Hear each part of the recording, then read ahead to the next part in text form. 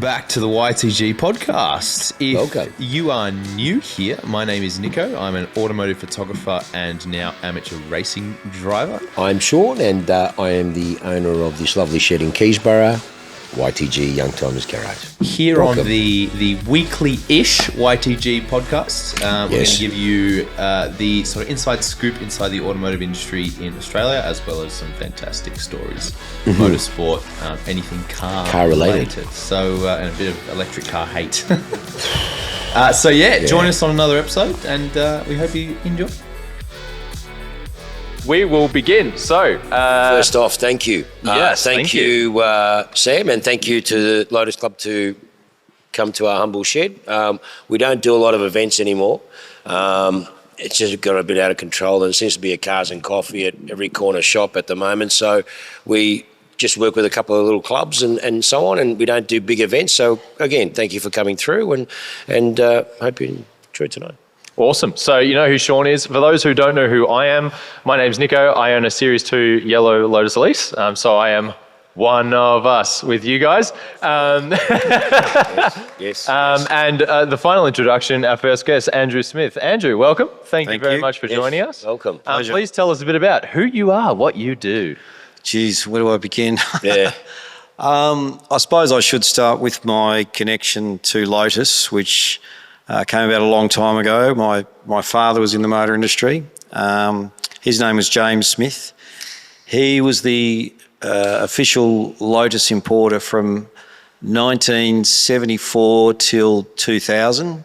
So he's probably, I suppose, been involved, of anybody who's been involved with Lotus as, I suppose, an importer, a dealer, whatever you like. I'd say my father still has the record for that. Dad was a bit of he's passed away, I might add. He passed away a bit over 2 years ago. He was very much I thought, a pioneer in the motor industry. He had, he's the only guy I know who built his own sports car called a JSA, which is very much like a Lotus Super 7. He actually raced a Rover. He must be a sadomasochist, but he raced a Rover for many years. He was the first person in Australia sponsored by a cigarette company, Camel Filter. I remember trying to smoke them when I was about 10 and nearly killed me. So my connection to Lotus comes from my father being involved with Lotus starting in the 70s. So how that happened is Dad was the importer distributor for Jensen. I don't know if, I'm sure you're all probably familiar with Jensen. Dad had the Jensen franchise. He was also a dealer in Australia in Melbourne in a place called Mantons, or Peter Manton Motors. Peter Manton was a very close friend of Dad's. They raced minis together. And in 1968, I think my father said to him at one race meeting, they'd raced all the time against each other in minis. Another guy, Brian Foley, as well. And one day he said, look, if I beat you, we've sold out of our family business. I want to buy the business. And Peter had thought about something. He said, well, if you beat me today, I will sell it to you. So then the rest was history. So my father took over Peter Manton Motors. As I said, he was at Jaguar. He was everything that was Leyland, Jaguar, Morris, MG, everything to do with British Leyland. He went from racing a Mini to racing a Rover, which is, I still have very fond and very not so fond memories of that car. But he also had Jensen and on Jaguar as well. But with Jensen, they had a 7-litre engine, a 7-litre Chrysler engine. There was a 7-litre Chrysler, and they in the big Interceptor, and then they had a smaller car called a Jensen Healey, which was sort of the introduction to Lotus because they ran a Lotus engine in the Jensen Healey. Anyway, the fuel crisis, as we call it, of about 73, sort of really hit its straps, and Jensen went from being quite a popular sort of mainstay sports car till you can't drive that just uses too much petrol. And my father looked for an alternative because he had all these dealerships for Volvo and Jaguar and all these, but he wanted to have a sports car that he was the importer of. And he was very good friends with a guy called Roger Putnam, who was at Jaguar. And Roger said, look, I'm moving from Jaguar to Lotus. We've got a whole lot of new vehicles coming through. So my father went to Lotus and was sort of taken by it straight away. Dad knew, because my father was in motor racing as well. He was in sports sedans and touring cars and different things in Australia. He knew quite a few people in motor racing overseas, and everyone just sort of indicated you got to go with Lotus because of what they know in Formula One. If they translate that bigger and better in road cars, away you go. So he started in 1974 with Lotus. He was really, I suppose, the starter. He was not in the Europa, Elan, early Elise days. He was sort of Elite, Eclat. Geez, I'm really testing myself. The Elan a bit later, and of course the Esprit. Well, the Excel, yes, the Excel a bit later down the field. I'm going back to the early days. So a friend of mine, Linda, will relate to this story. So my first experience with driving some of these cars, Dad had a brand new Lotus Esprit. Used to have the number plates JS200. And when I was 16, I was at a party that my friend of mine, Linda, was at, and round the corner, and I thought it'd be a great idea if I took Dad's Lotus for a bit of a drive at 16 years of age, after I'd had, as you do, whole 3 cans of beer, so no licence, a little bit under the influence, and 3 people in a 2-seater car, as you do. The trifecta. So of all the things I could have done with it, I did this whole trip that we used to live in sort of Camberwell, so I did this whole trip all around Camberwell. I would have been 2 streets from home, and of course I've completely lost this thing and went through, I don't know if you remember the old boss of Channel 7, Ron Casey. I went straight through his tennis court fence. So I thought I'd lighten the mood at the start. So I'm sitting in a Lotus Esprit with a whole lot of hedge fence sort of buried inside the car. I'd scratched all my face.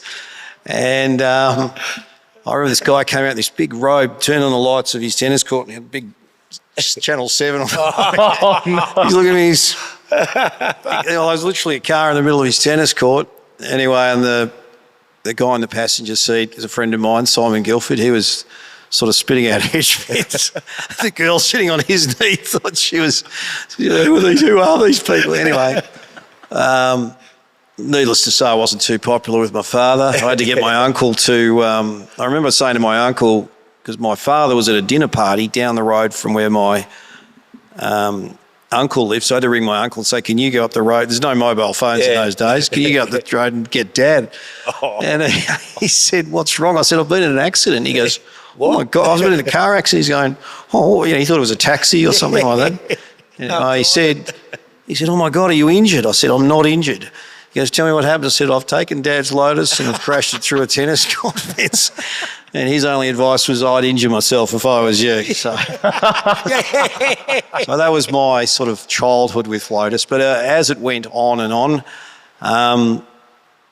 it's such an iconic brand. I think people, of all the cars that you could pick in the world that doesn't get the kudos for what was created because of that car, Lotus is probably top of the tree. I mean, I know things, and you'd probably relate to this from an engineering. You take monocoque chassis in Formula One, where I think the engine is a stress member of the chassis.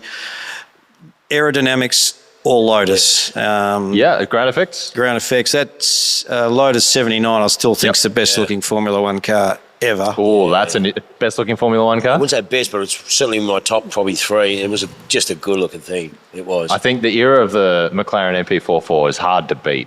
It's True. Really sleek, knife edge looking cars. Oh. I still think the John Player special livery though takes. That's agreed. It's such an icon. I suppose like not even the Marlboro livery. It's a very iconic livery. You just know straight away. Absolutely. It is good. Absolutely. Yeah. Carry on. So Lotus in the 70s to me was as a sort of a child/teenager. I blotted my copybook with the car through the tennis court. I suppose another anecdote from that time is, as I recall with Lotus in the 70s, my father had a blue Lotus Esprit, a Series 1 Lotus Esprit, the Carby Esprits. And he told me, we've got this amazing promotion coming up. There was a movie, James Bond had the same Lotus Esprit, which was a submarine.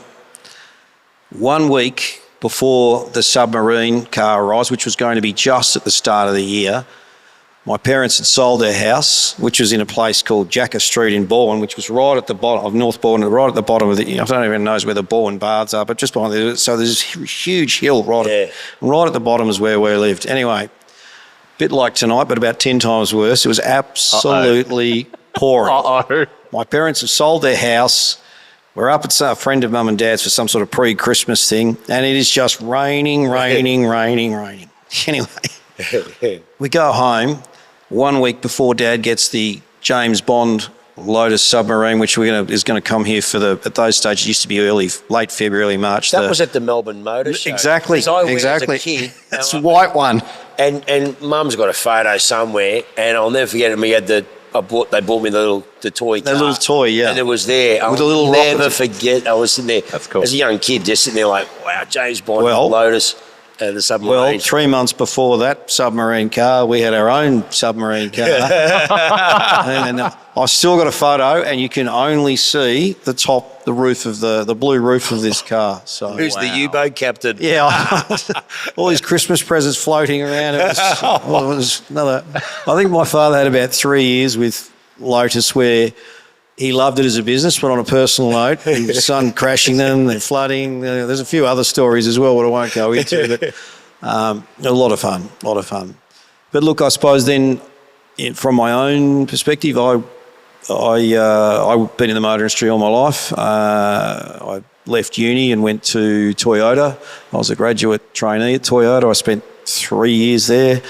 I then moved to Volkswagen Audi Group, which led me in another direction, got involved in motorsport and a whole lot of other things. But in our time with Lotus, I just watched these amazing cars keep coming along one after the other.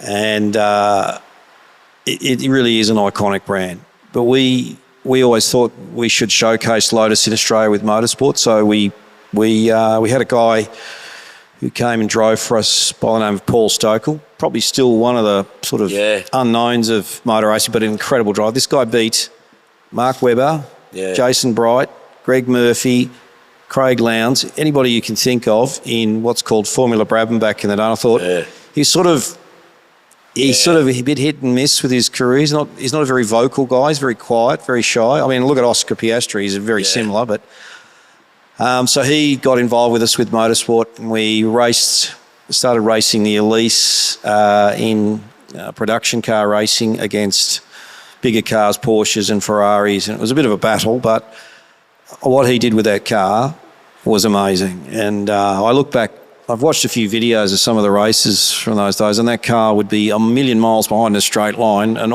literally almost past them. And Porsche and Ferrari stopped fairly well in motorsport, and I'm talking the late 90s now. But what he did with that car was exceptional.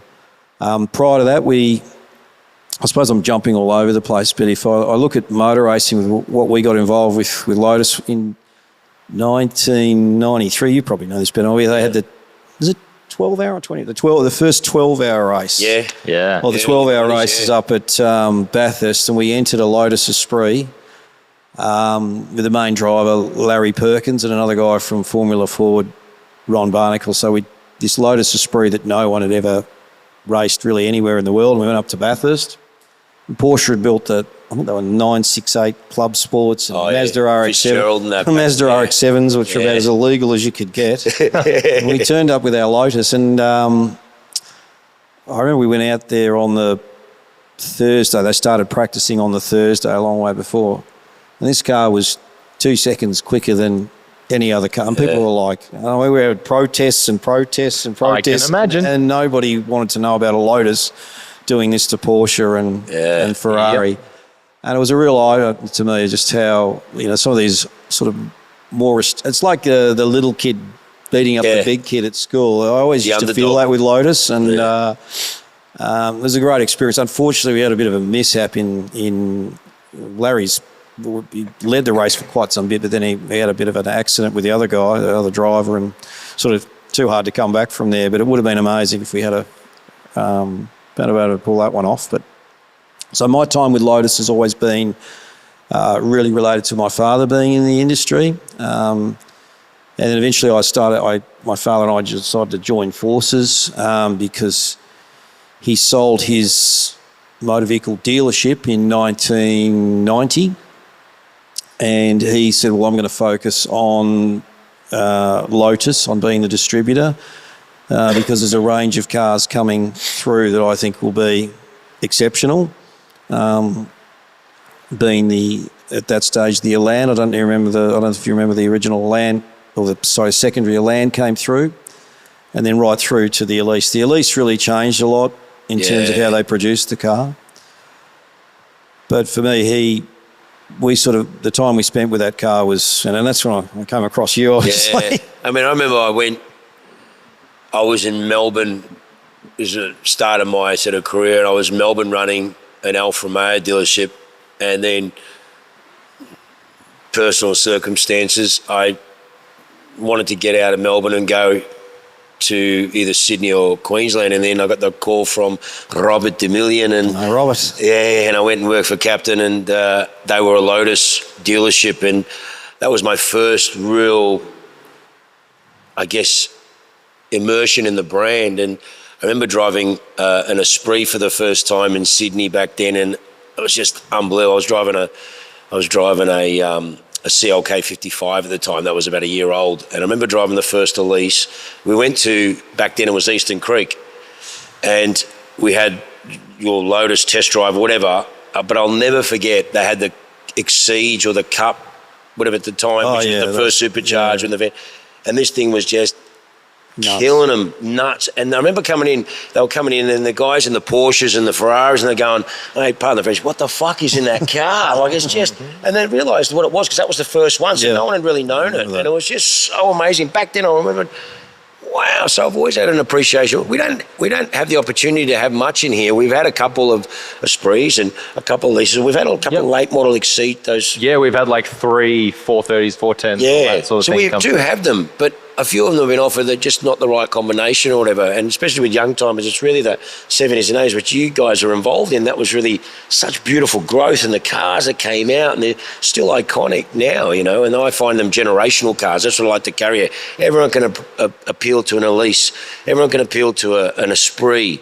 You know, there's certain cars that, like I said, I have memories of the Melbourne Motor Show, your car, sitting there as a kid next to this submarine thing going, Dad had a value until he was 15. So for me, this is like a bloody spaceship, you know. Yeah. So it was good. Yeah, good memories. And that's when we met back then, and we've known each other a long time. What year would that have been? Oh, shit. Jesus, mate. I don't know. We knew in the 90s, but then we reconnected when I went back to Sydney. 94, 95. Yeah, geez, I was not even born. Thanks for that. Oh, fuck. Yeah, showing our age, mate. Anyway, so And then obviously after Lotus, and then the Smith family became the distributors for Lamborghini. Yeah, right. So tell us huge. About that. Well, as I said, in sort of 1990 it was. So after sort of 20 odd years, my father had been involved with Manton's, the sort of car dealership, and Jaguar and Land Rover and all that. And after Paul Keating brought in a 50%, I think it was 50% sales tax. Do you remember that? It's just about obliterated the industry in one hit. My father had an opportunity to sell, so he took the opportunity, sold Manton's, and he said, look, I'm just going to focus on Lotus. And at that stage, Jack Nasser had become very high in Ford, and Dad was really good mates with Ford. In those days, it was not so much what you know, it was who you knew. Yeah. And Still is. My old man, to a certain degree, but I'll give my old man credit. He was a very well-connected guy. Anyway, he decided that he was also going to pursue Aston Martin, because Aston Martin was owned by Ford as the distributor, so he ended up with both of those. At this stage, I'd spent a lot of time at Audi Volkswagen overseas, and I came back, and not so long after that, Lamborghini was bought out by Volkswagen Audi Group, so I knew a lot of people there, and they sort of said, well, you can't be all three. Someone's got to be one, someone's got to be the other. So Michael Kimberley, who used to be the boss of Lotus for a great many years, left Lotus to run Lamborghini. Lamborghini for 2 years was owned by the son of the Indonesian president, Tommy Suharto, and a company called Megatech. So that was an interesting time, that was. Jeez, is that public knowledge? Oh, everyone who knows about Lamborghini's true history knows about that. So 1992, 93, Lamborghini was originally was owned by Chrysler. Yeah. Chrysler sold it to a company called Megatech.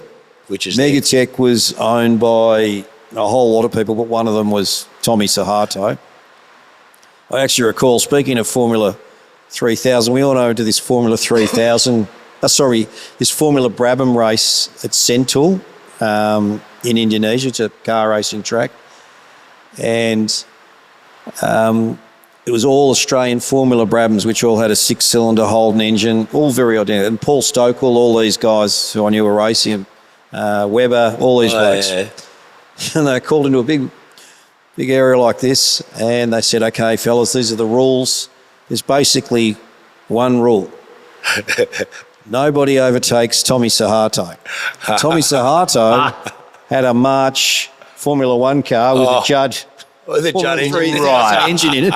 And those are, I've never seen anything like it. These guys walking around with guns everywhere, whatever you say. So there was this big, huge race for second place. I was going to say for second, yeah. Tommy Sahato. They actually almost had to stop because he crashed about 3 times. Oh, my God. It's a whole other world over there.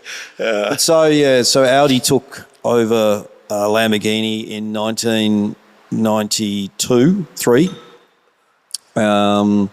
In terms of they made an investment and then they took over fully in 1996. So we became the distributor in 95, knowing that Audi was going to take over. And they presented a scenario where this is what we're going to do, this is what we're going to build, this is the engines we're going to use, right up to I knew the Gallardo was coming.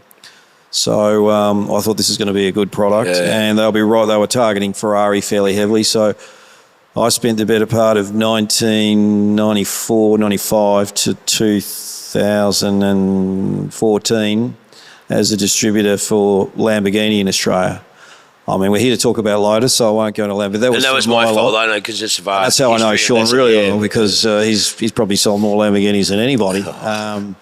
So we had an interesting time. My father was over there with Aston Martin and Lotus, and I was over here with Lamborghini, and it was a great time. In terms of Lotus, though, Lotus was always his sort of love child. He absolutely loved those cars. I've met a lot of people through Lotus. I met Colin Chapman. My time meeting Colin Chapman was a bit scary because I would have been, I think it was 14 or 13. And he used to own another business called JCL Marine. They used to build 4 boats. It was my dream boat. Oh, really? They had a Moonraker, Marauder, Mystère and Mistral, these 4 boats. Probably all his mistresses or something. I don't know him. He was a pretty wild guy, Colin Chapman. Anyway, he took us down to this marina right in southern end of England. I was a kid, and he kept going on about fireproofing. And he was very close with Michael Kimberley, who was obviously very close with Dad, and this is the Australian guy, so get in the car and down we go. Anyway, he comes up and he goes, I could only hear what he was saying. He goes, have you fixed it yet? And they're all going, yes, it's the way you want it. It's the way you want it. And I didn't know what he was talking about. He goes, everyone just stand here. No one's getting on the boat yet. And with that, he walks down.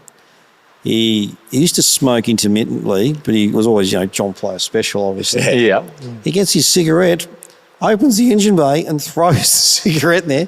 His old mantra was, this has got to be fireproof. Of course, this thing goes, there's flames, and then someone's putting it out with the fire. He says, I thought you said it was, that's not. And that was my first introduction to Colin Chapman. Oh, my God. I went on and on from there. But stop, when you just think about what we're talking about here. He could have blown us off the face of the earth. He was like special. To have been blessed to actually. That's serious, mate. I was lucky enough to have a long conversation with him one night, and this would have been about we were there in 1979, so I think I was in year 11 or something at school. Anyway, he sort of had a bit of an audience, and he was talking about Formula One drivers, and he was talking about and how a lot of them had lost their lives, and we all talk about Ayrton Senna and also, but he was talking about Lotus Formula One drivers, and he went through some of the names. The first one he was talking about was Jochen Rindt. Oh yeah, who I think he died posthumously. So he won the world championship while he Yes. passed away. Yeah. Then he spoke about Jim Clark and he was probably the best all-round driver he said he'd ever. And See how many people say Colin that. Chapman had a lot of successful drivers. Yeah. But he went through this anyway. Emerson Fittipaldi, Jackie Hicks, Mario Andretti. But the one that he said that should have been a world champion and was probably the quickest driver he'd ever seen in Formula One was Ronnie Peterson, who died in a Lotus at Monza, I think it was. Interesting. In 1978. Wow. In the same car that I said. Yeah. So A lot of drivers died in Lotus. yeah, well, that's probably not the topic we need tonight. I just remember seeing the passion in this guy when he was talking about these drivers, and he was talking about, he helped me pioneer this. He had a healthy ego, Colin, but he was also, he had the kudos to back it up because all the things he was talking about, Lotus had done. And when he went through, as I said before, they don't get the recognition for what they created in the motorsport field.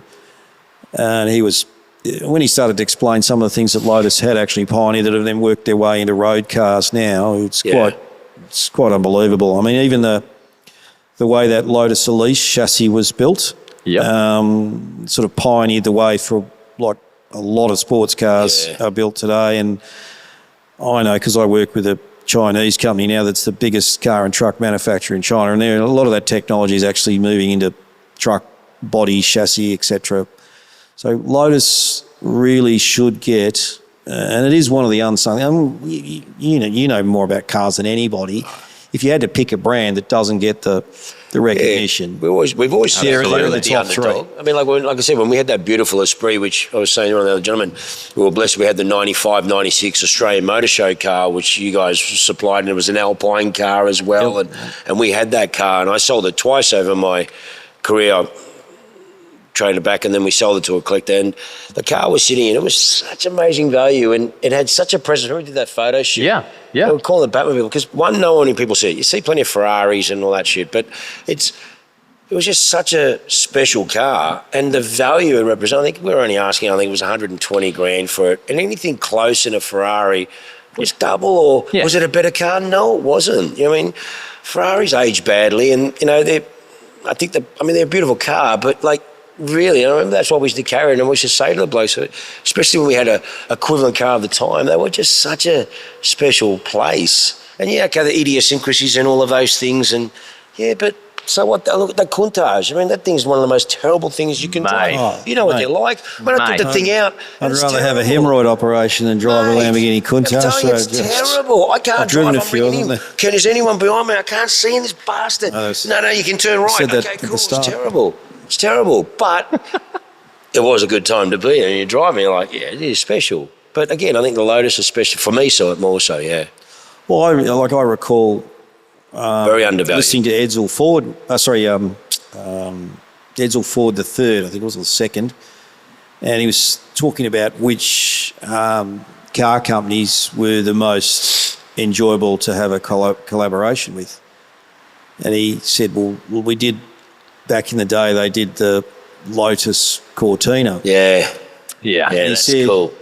All the things, these are his exact words, he said all the things that were shit about that car were Ford, and everything that was great about that car was Lotus. They did the suspension, they did the brakes, they did the twin cam engine, they really, and then they followed it on with an Escort and those sort of things. So everywhere you sort of go, Lotus holds what, it's not the premier brand that everyone knows about, but it's just got this spot with people who respect engineering and who respect, rather than let's not put the biggest engine in it, let's maybe lighten the car a bit, and that's how Lotus took off in Formula One. And they applied that theory. They applied that theory with the road cars to a very heavy degree, and I think that's always paved the way for them. I myself am sort of a bit lost, if you like, having so much history with Lotus to see what is actually going to happen next, because we've sort of gone, we've always been going down this path, now we're over here, and I'm quite familiar with what's going on with the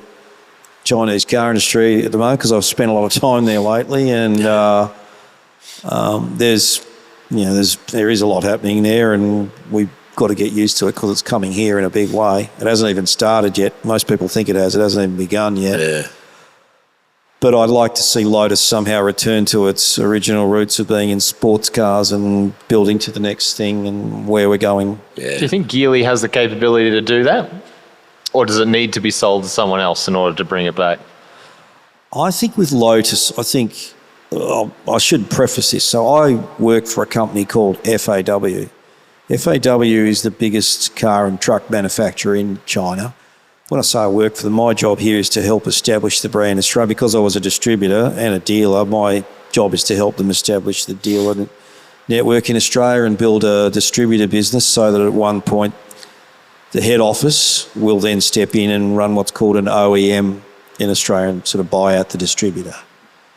Most people aren't used to a scenario like this because with all the other Chinese brands that have come to Australia, they usually have a big, independent, very wealthy, very successful shareholder like BYD. Yep. And then usually they have what we call a state government. They have a province that has shareholdings. So where the factory is, so where the factory's based for the car, that province will invest in the manufacturer, the car manufacturer, a la BYD. In the case of FAW and another brand called Dongfeng, they are 100% owned by the federal government or the state of China. They are owned by, geez, we were recording this too. They are owned by an entity called the SASAC, which is the State Asset Supervision Authority of the Communist Party. So they are a big entity. In fact, they are the biggest entity in the world. So when they decide they're coming to Australia, which they have, and people think BYD's big, and bear in mind BYD sold 5,000 cars previous month after only being here, 3-4 years? Yeah.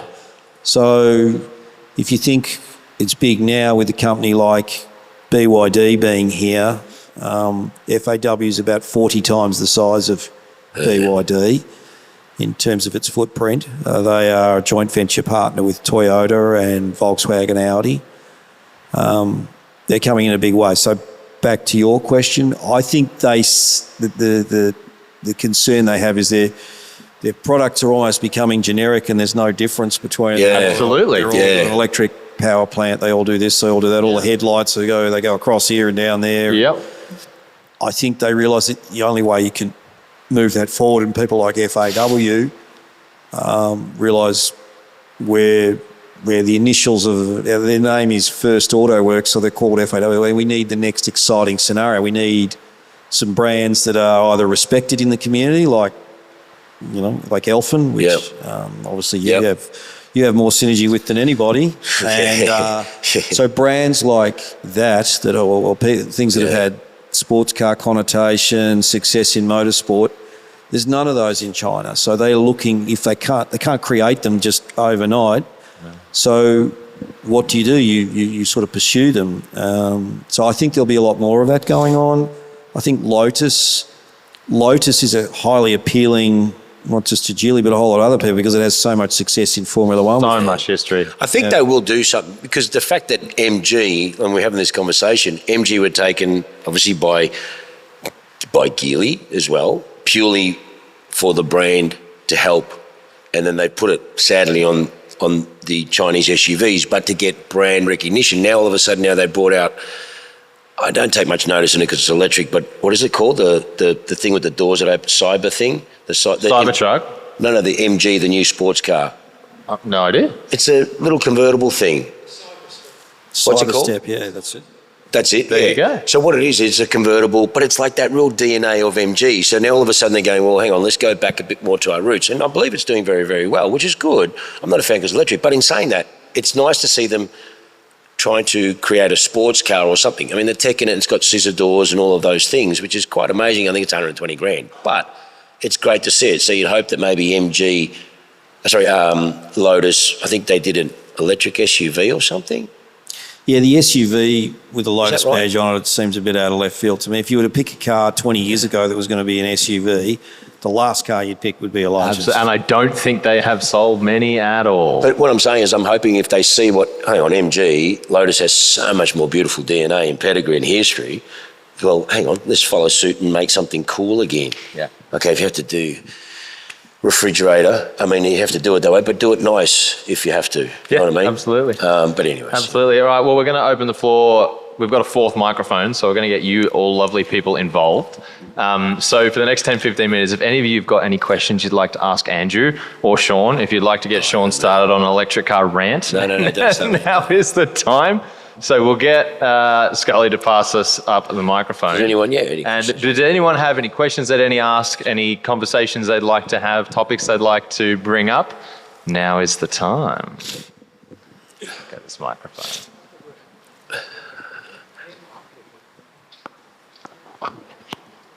Lovely.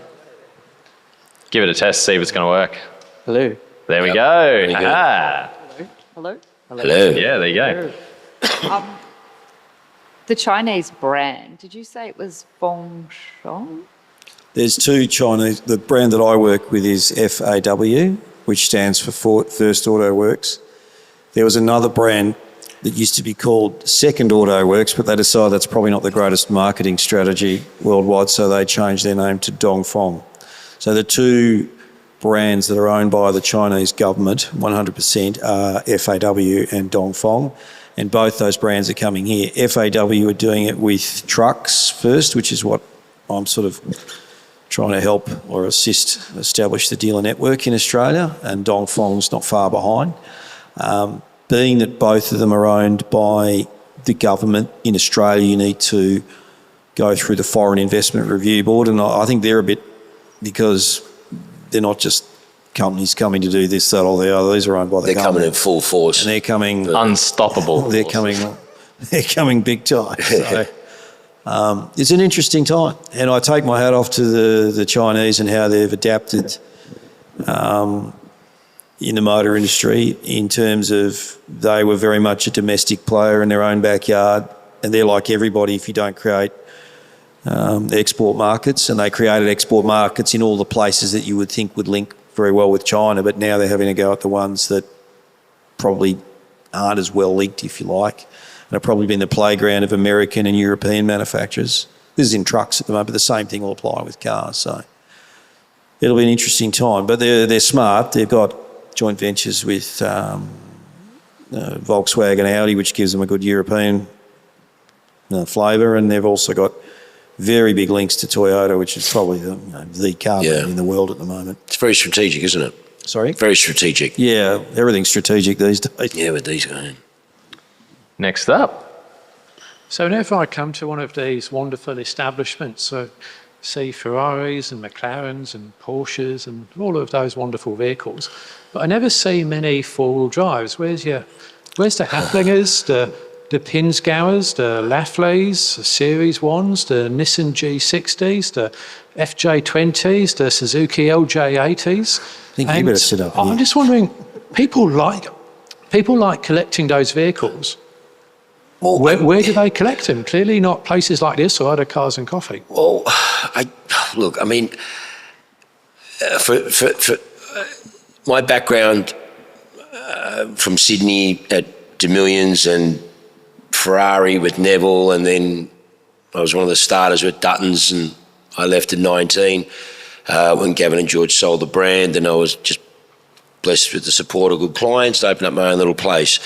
And when I was trying to work out how I wanted to do it, knowing that I don't have a Dutton checkbook and I don't come from money, so trying to work out what we can do to do the best impact and have the best diversity of cars, as you can see here.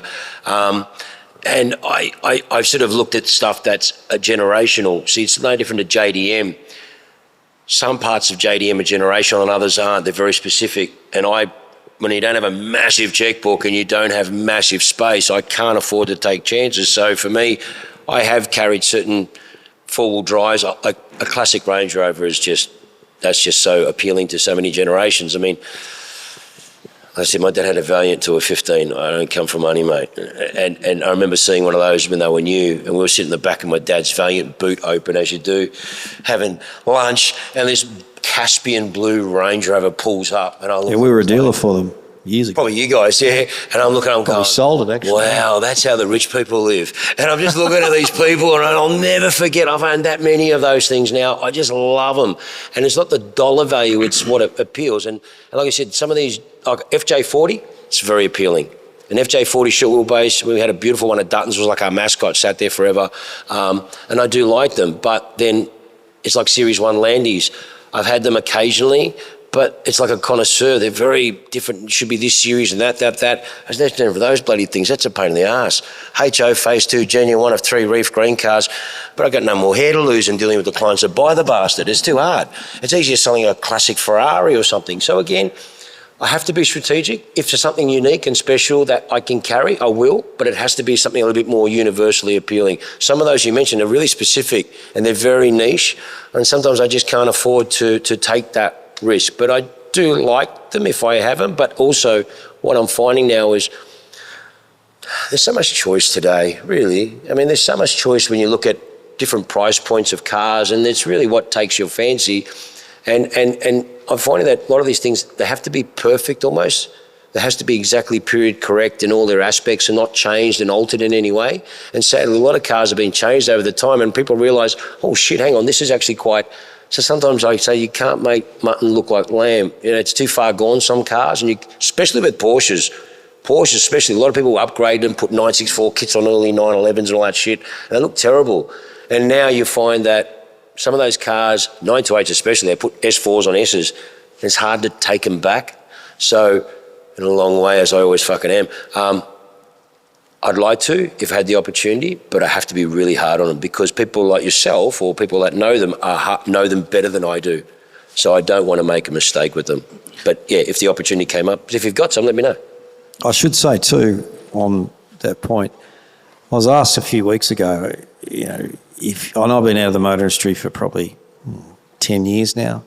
I was asked if you had to get someone to value a car in Australia, whether it be, Falcon GT or a Porsche or a Ferrari or a Lamborghini or an MG or put aside electric cars for the minute, I guarantee this guy's probably the only guy I know who could just about pinpoint every single one of them. I kid you not. I'm not trying to do an ad here or anything, but I know I haven't seen him for a long time, but there's not many people, and that's the hard thing too. What Sean's pointing out is not only is the financial issues of buying that car with the opportunity cost instead of buying that car in the motor industry, that's the first part of it. The second part of it is that there's probably only a hand, you know what I'm saying here. There's not that many people who really know what they're worth. Now, everybody says they're worth what someone's prepared to pay, but that's not how it works in the car industry. Yeah. What is the I can move this no matter what at this price type scenario? And the more rare the car, usually the further down you have to push that. So you've got to, if you're going to sell a car or put it on, someone to sell it for you, you've got to have someone, who knows exactly what it's worth in the worst case scenario, not the best, because too many people sort of get a bit headstrong and they think they know the price of a car, and you'd be surprised how far off the mark they are sometimes. It's a good point. I mean, I'm very kind. I've been doing the truth, mate. I've been doing this a long time, and if I'm blessed to do business, I want to do business forever, and that's the way we've always been. I mean, and it's all about relationships and networks, and this is a very small pointy end. So if you're a shit prick, people will know it. And I'm a dandy boy. I'm self-made, so the money is a byproduct of what we get, just dealing the best cars. But where we're going with all the pricing, people always ask, how do you price? Markets come back. I mean, I remember I was selling Countach QVs. I mean, that's a pretty special car. It's one of 33 in the world. It's matching numbers, fully restored, blah, blah, blah, blah. It's been here for 30 years. Now, that car there, we could have sold those, if anyone knows better than the fucking joint, you do. I mean, you guys brought them in. 89 Countaches, all that, there were a lot more of them. That wasn't many of those cars. Now, if you watch my podcast, and if you did, don't hold against me, that's the way I am, but I've been offered pictures of fucking feet. I've been offered ex-wives. I don't need any more ex-wives. I've been offered kids. I don't have a son. I'd like a son. The shit that I've been offered on that car, it's crazy. When you have the most dearest car in the country and then you have the cheapest G car under 100,000, fucking hell. Like I said, there's not enough Panadol in the world. But again, how do we price that? Perfect example, that McLaren 650 LM. If you know the backstory on that car That car was never meant to come to Australia. That's a limited edition. They only made 50 of those. That's in tribute to the winning in Le Mans, 95, 96. Sarth grey, the car's perfect. That was never coming to Australia. There's some big wig clients that you know, Fitzgerald and all that, put their hand up for it when it was first tested. Then McLaren MSO, Special Operations, said, nah, we won't build them for Australia. So we never got them here. Why is that here? Because my client, who owned one of the largest architecting firms in Singapore that's also in Sydney and based in, Francis, he's bought a lot of fucking Lotuses back in the day and Lambos and that. And anyways, He's sold one of his Exesias. yeah, he's a nut job. Anyways, crazy. I love him. He's just crazy. He knows what I'm like, my I clients. think you have to be a nut job though in a Lotus. At least a little bit. No, but he's just an eccentric Japanese. He's crazy. Anyways, so that car was meant to go to Singapore. He said, no, I don't want to take delivery of it. I want it to go to Australia. And McLaren are going, you can't. We've got 3 baller clients there. They want, and he goes, do they own an F1? No. Do they own a Speedtail? No. Do they own a P1? No. Well then, I want the car to go there. That's the only Australian delivered car. So that's baller. So I got that car sent there. Now, I've got that car on the market for, what am I asking? $550 or something, right? So some bloke rings up and goes, I'll give you what did he say? I mean, you were dealing with them. It was 300 and something. Yeah, something or other. I said, mate, yeah, okay, go buy me another one. Anyways, you can't.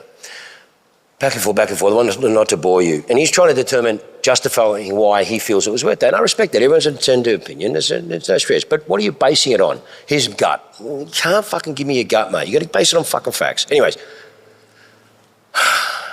Okay, 300, went to 350. Okay, cool. All I did is we do a double check.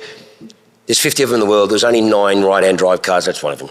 When's the last one sold? Last one sold in collecting cars in February this year. It sold for £295. Do the exchange rate. Even now, you cannot land that car, even with me in your corner, for under $650. I'm asking $550, and it's a fucking Australian delivered car. Hello, McFly, fucking buy the thing, it's here. So that's what frustrates me. The Lamborghini, how did I price that car? I priced that car fair. That car's 1.8 million. Well, equivalent is £850. Do the maths, exchange rate now, that's fucking 1.7. Land that car because we're broke in Victoria, 33%, 9% stamp duty, 33% LCT, 10% GST, no 5 duty because of that. Do the maths. You can't land that car under fucking $2 million. I'm asking 1.75. So how can you offer me 1.2? Well, mate, I won't upset you, but... No. But what I'm saying is that's how I price these cars. Nicolas Cage's Countach sold, mind you, things have come back a bit. It was about 2.4 million for the exact same colour car. Exact same car, actually. Risky business. He's probably 400,000 extra because of the Nicolas Cage. Absolutely. It's correct. I mean, it's like when we owned... 2.4 million. Yeah, I mean, it's crazy. That's Australian dollar, yeah. Yeah. So again, and that's how I price a lot of these cars. Granted, in Duttons when we were there, we set the benchmark. We were very blessed to be a part of something very, very special that we built back in Richmond. And, it was also a bit of a heyday. We had the LaFerrari, the P1, the 918s and all that sort of great stuff. And the market was ridiculously just on this trajectory. Now, the market's come back, and some cars some cars have come back 10, 20, 30%. But it's like anything, SLSs. Okay, where's my SLS? Well, she's over there, right? The SLS? Oh, yeah. Now, my SLS, we're asking $350 for that car. 3 years ago, that car was $600. Oh, yeah, but I if I sell it now and I lose... COVID punched a hole in things one way up. Absolutely. Correct. Now, but like anything, the market will turn. It'll take time, but it's like anything. And these are all very unique cars, and that's the thing. It's like that. Fuck me, that's one of 15 in the world. That's a BTR 3.4. I mean, that car went to North America. I mean, what a great history on that car. It was owned by a Hollywood producer. One of my client's brother was in the Australian film industry. Bought the car 30 years ago. Went back to Porsche with the Polaroid going, is this available here? They go, no, sir, that's only in North America. He bought the car, brought it out here, Gold Coast Porsche, converted it to right-hand drive, and it's been ever since. I mean, that's crazy. I mean, like, what a history on that car. That's funny. That's the sixth unofficial Corvette ever made. It's in the Corvette historian car. I mean, like, that's the 6th unofficial Grand Sport. It's had a book written on it. So they're all very unique. So they're very hard cars to price in that sense. And it's also a determination of someone's value too. But you can back it on those bases, and that's how we price them. It's funny, you talk about expensive cars and value. When I first got, we were just having a chat up the back here. My father imported for a close associate. He's a guy by the name of Dean Wills. Dean was, you know where I'm going with this. Fuck yeah. Dean Wills is probably one of the most well-known car mate. in Australia. Anyway, he and my father were very close. And he asked my father, can you help me? Because Dad was very knowledgeable on Australian design rules and compliance. And he said, I bought the number 3 McLaren F1, which is a 3-seater. You sit in them, for those that don't know, you sit in the middle. It's probably the most valuable car in the world. So anyway, Dean brings this car to Australia, and the highly technical Australian design rules people are going to go, is this a left or a right-hand drive? Because we don't have any rule that says you can drive it in the middle. So my father goes, okay, we'll come back to you. He took the car away. We had to get a guy from McLaren to do this because there's that many titanium bolts and bits and pieces. We moved the seat 1 centimetre to the right. No way. I am not joking, mate. This is how we got this. To clarify it. So my father comes back and says, it's a right-hand drive. Oh, my. Because it's 1 degree off the centre. Yeah. This is a true story. I heard about this, but I didn't know. I've got all the photos of it. I got the whole thing. I gave it to Barry Fitzgerald. Anyway, I said, Barry, yours is actually the only right-hand drive McLaren F1 in the world. Which that car now, I think they're talking $24 million. Yeah. Well, the last one. I know a lot about that car. Actually, Barry probably doesn't want to. Yeah, I know. It had a little bit of trip off the road one day, but. We were blessed to get our cars and coffee. Yeah, well, so Barry brought the F1 to one of our first cars lovely. and coffee events. And I will never. It was cool. forget. He's not precious. He drives into the rain and that. That's Mate, why it was awesome. grouse. It was really drives good. it. He Came all over. See, I'll never forget when he left though, because he turns it on. Obviously, the second he turns it on, everyone, the whole 1,000 people is there watching. It's a pretty special car. And so he pulls out the driveway, pulls onto the road, and just wafts off gently. And I'm thinking, oh, come on. Everyone's standing here waiting to hear this thing go. And he gets 100 metres down the road, halfway to where the road finishes. Other cars have pulled out behind him. And all of a sudden, my chest starts vibrating. And I felt it before I heard it. Yeah. And he put the foot down. And it was just like, there was probably 5 cars behind him. There's cars and coffee. There's music. There's cars. There's adventure doors and stuff running. But the noise of that F1. Yeah, special. Oh, my God. It was something totally different. I've got to tell you, I was not going to leave you without telling you this. I was thinking before, who are the 3 most special people that I've met because of Lotus? And one, no matter which way you twist it or turn it, was Ayrton Senna, because Ayrton Senna used to drive for Lotus Formula 1 team.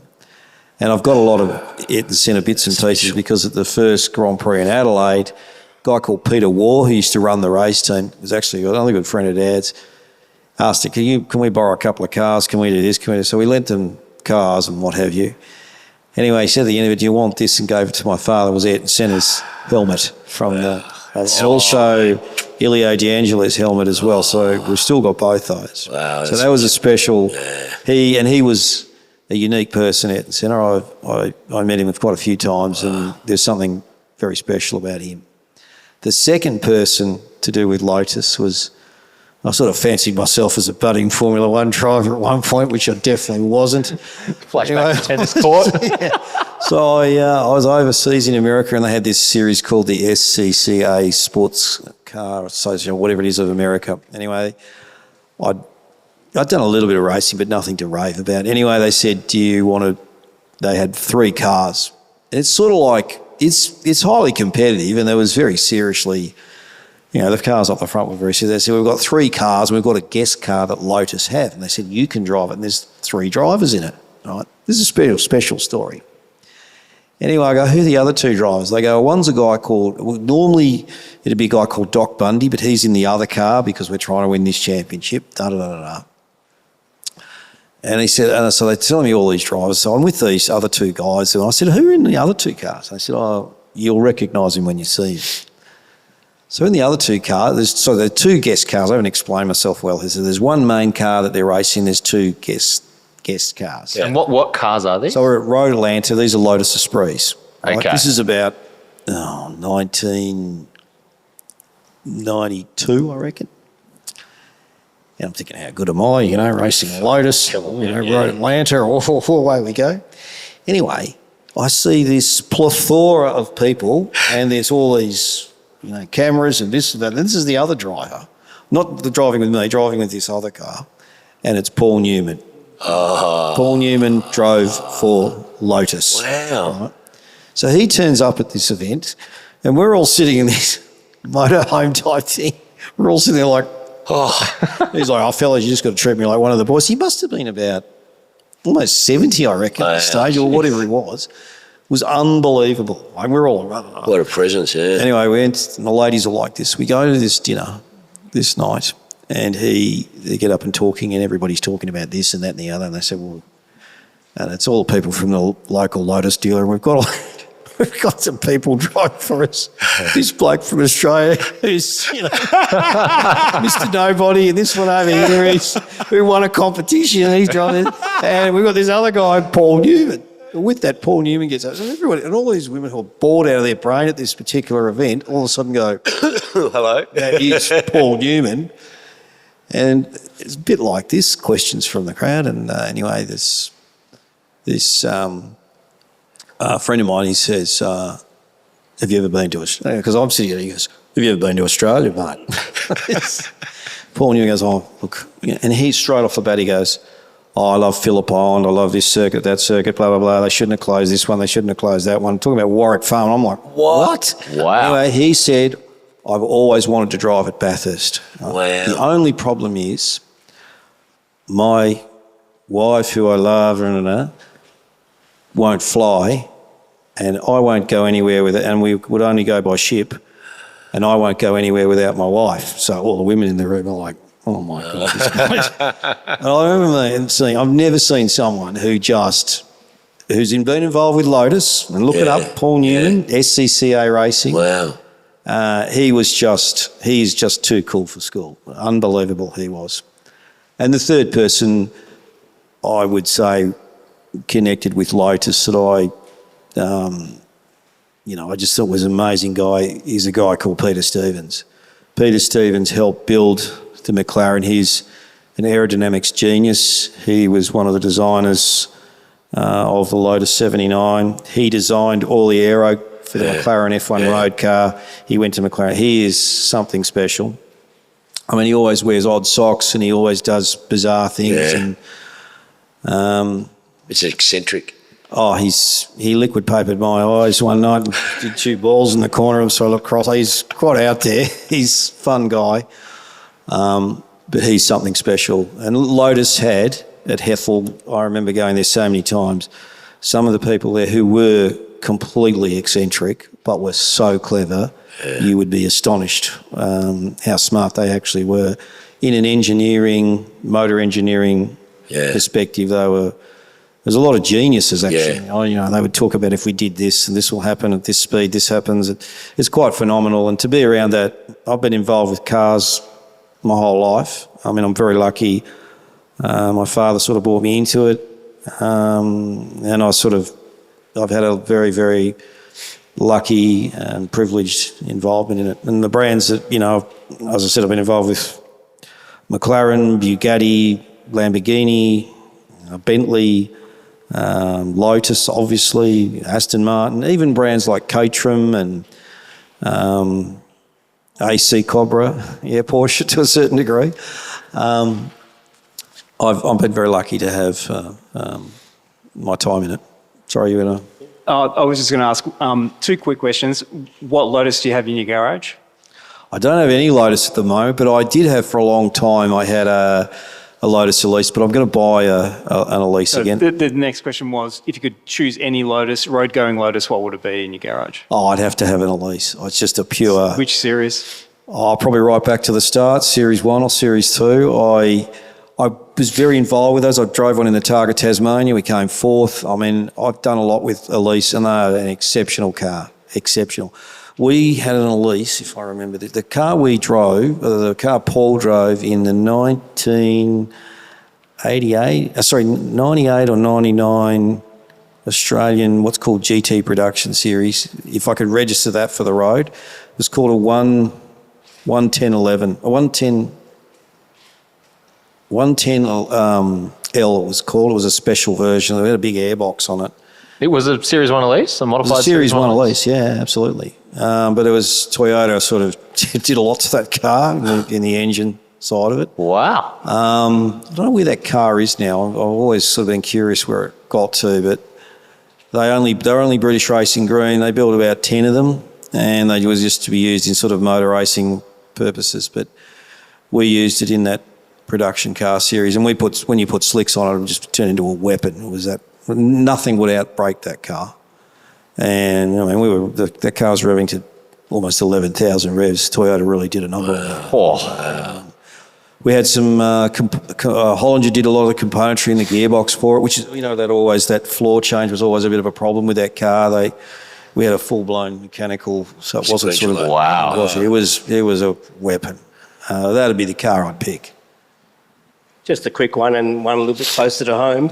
Did your father had something to do with Deborah's and myself's Lotus XL? Because it's one of yes, delivered. Yeah, we've had. My mother had a Lotus XL, and she was booked doing I think it was 174. Yeah, Dad does that too. Yeah, I know that car quite well actually. And it's funny because the pearl white cars were always very popular. There's John Barnes was probably he's passed away now, but John had a lot of Lotuses. He was a very famous surgeon, and he used to come to these events, and he'd go, I can fix your nose and this. Lotus car events, fantastic, mate. But he had a lot of XLs. He had 2 or 3 at one stage. His kids were driving them. Everyone was driving. He used to live in Kew. Yeah. There'd be bloody 4 Lotus. You'd be lucky to see 4 XLs anywhere, and he had 4 in the bloody driveway. It was like some of the people you meet who've had Lotuses too. It's quite extraordinary along the way.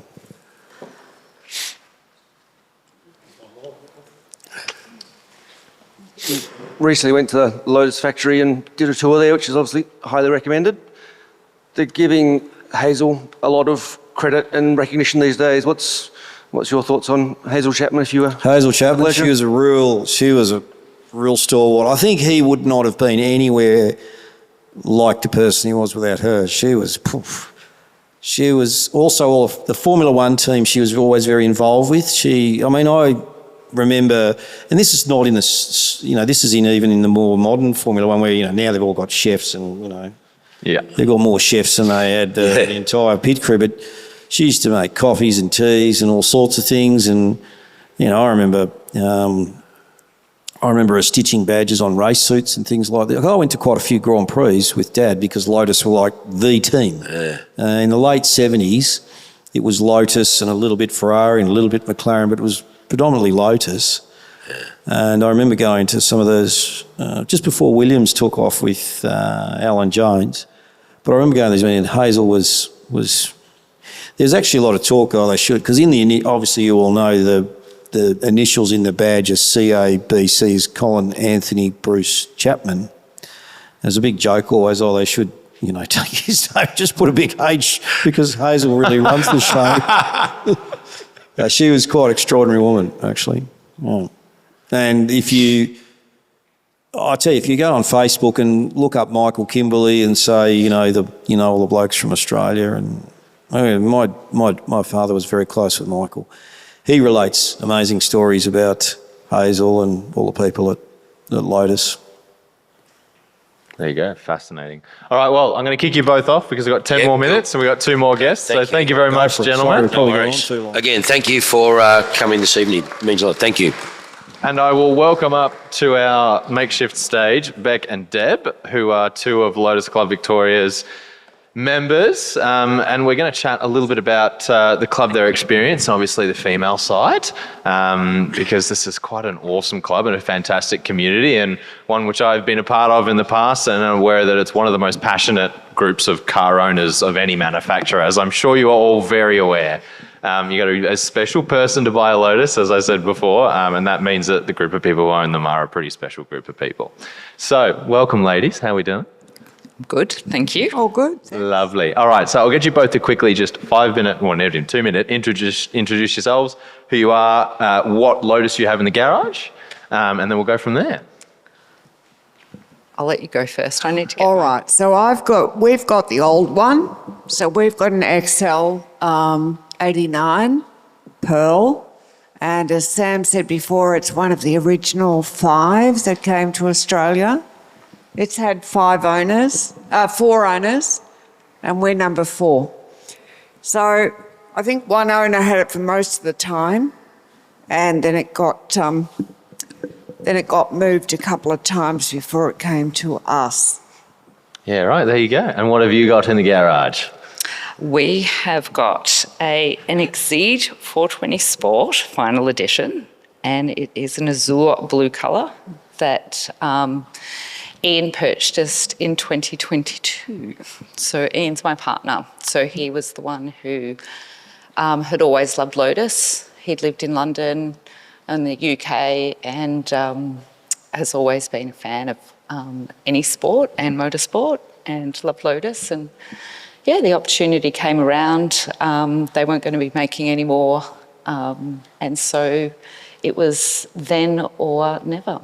Exactly right. I mean, it was a very sad time. I remember when we knew that the Exige was ending, and you know, this amazing car that we've all got that you could still buy will not be the case for much longer. And it was a very sad year because it is, you know, that platform, what started as the S1 Elise and has carried all the way through to the Series 3 Exige.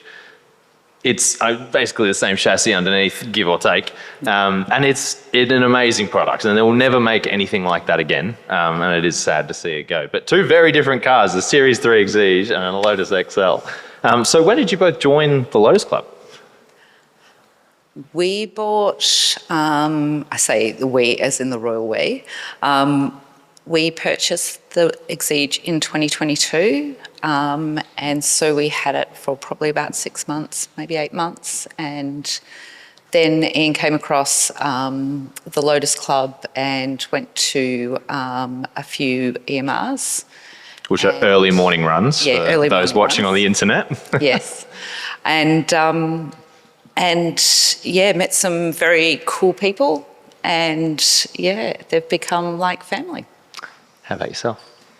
So we bought ours in 23. What happened basically was I decided that we should have a hobby in common. That's a good way to have a relationship. And Sam was going to all these car shows and I was going with him. And I said, we should have a car. And then it was a matter of what. So we started looking, you know, with dreamy eyes, and I like that and I like that. And then you start getting practical and you say, okay, I won't be able to drive it unless it's got power steering. And I'd really like to have disc brakes. And I need a bit of central heating and a bit of air conditioning because I'm a ghoul. And so then it came back to, well, what style do you love? And it was just clear. It has to be a short ass and a long shark nose. And then my son-in-law, Sid Balachandran, who's a marvellous car expert, serious car expert, he found it for us. And it was in Gisborne, wasn't it? So that's how that came about, and we love it. So what was the question? You answered it, so you're all good. You hit the nail on the head. Well done. All right, so I'm going to ask a pretty important question here. As members of the Lotus Club, you guys do a lot. So do you prefer track days, early morning runs, or car shows? What's your preference? I like EMRs, Yep. then probably car shows, then track days. How about yourself? I like the touring days where it's not an EMR, where you're not driving like a maniac and you're just tootling along, and then you meet up with everyone for a nice lunch and a nice coffee, and it's just fun because the crowd's a really nice crowd. So, I mean, we do a lot of car shows, so I like that too. so long as it's not the same car show over and over again. Or You do get that a lot, the same cars it every needs to single be a time, little bit yeah. varied, but I do like the car shows, we do plenty. But a touring day or when you go on a holiday with everyone, and so you get to drive around a bit, and I just love that. It's a social scene for me, probably. Absolutely. So how much driving do you do versus Sam? You more of a passenger princess or? Look, I would like to be a passenger princess, but at the end of the day, I need to drive this car. So I've got a pair of shoes in the boot because with the Lotus, with the XL, the clutch and the brake are so close together that you really need special shoes because they can't flick past each other when you're driving. Yep. So I would say a third, because Sam would always think, I always say, I'll drive home. It's somehow easier. It's always quicker to drive home. Yep. And there's less stress because you're not late somewhere. True. So I tend to drive home, but sometimes I get lazy, I must say, and say, can't be bothered. But I do drive it. I definitely do drive it. How about yourself? How often do you get behind the wheel? Because that's a beast that you've got. That's It a proper is. car. It is. I can't say that I enjoy driving it. We're based in St Kilda, so city-based. Oh yeah, rough car and It is, yeah, and because it's so low and you have to go angles if there's, bumps and stuff. So my driving is probably a quarter of the time, and it's more when we're out. More on our national weekends away and stuff Yep. like that. So there's beautiful windy roads and there's no pressure. So yeah. Absolutely. All right. Well, we'll wrap up. We'll wrap up because I want to give you guys a chance to potentially a message to anyone who might be looking to join the club, particularly in the female audience. Obviously, you guys have had a first-hand experience over the last couple of years. If you'd like to sort of tell the online audience a little bit about what's on offer and the experience that you've had, I'll give you the stage. All right, Lotus, I think it's an amazing club, actually. At the moment, we have a female president. She's amazing. There are so many women in this club, and they're all gorgeous. Just beautiful hearts. There are lots of laughs. The blokes are down to earth. No wankers. It's just a really nice experience. It really is important that it's like a big cozy family. Everyone's nice to each other. It's a good crowd, and there's lots of women. And I think if you're a woman, that was important for me, joining a club that Sid, who had been in the Lotus Club, said that, and his partner said, there's lots of women in this club. And that's an important thing when you're a woman, not to be going and... we need to talk sometimes about other things other than what's under the engine or what type of wheels it is and all that. So, yeah, I think it's a great club. I'd highly recommend it. A varied conversation. Sometimes needed. Definitely. Definitely. I would say Vicky and Eddie are a big part of my enjoyment of the club. They are just amazing the way they organise things. They're really knowledgeable. They're very, very inclusive and welcoming. And just through them meeting great people. And we have some really good times. We've got some fun times. Probably not something that I'd like to share on the airwaves, but yeah, fun times, great people, good club, and a very nice product. So. Absolutely. Well, I can definitely agree with the no wanker point. It's actually, it's a very vain thing to say no wankers in the club, but the truth of the matter is the product is such a specialised product, right? Yeah. There's a lot of people that buy other brands because of the way it makes them look, right? But the Lotus is such for the most part, such a raw, rough car that most people aren't going to put up with. It's a driver's car. Exactly right. It doesn't have the comfort of the Porsche or, whatever else. So that rules out so many of those people that what you're left with is the people who are really passionate about usually the same thing, which is driving a car that is purpose-built for being driven. And that means that the group of people that own them are a fantastic group of people. 100%. So yeah, I think that's a great note to end on. Thank you very much for joining, ladies. Thank you. I hope everyone on the internet has enjoyed this Lotus Club special episode, and thank you to all of our club members who are here in person. Thank you very much, guys. It's been awesome.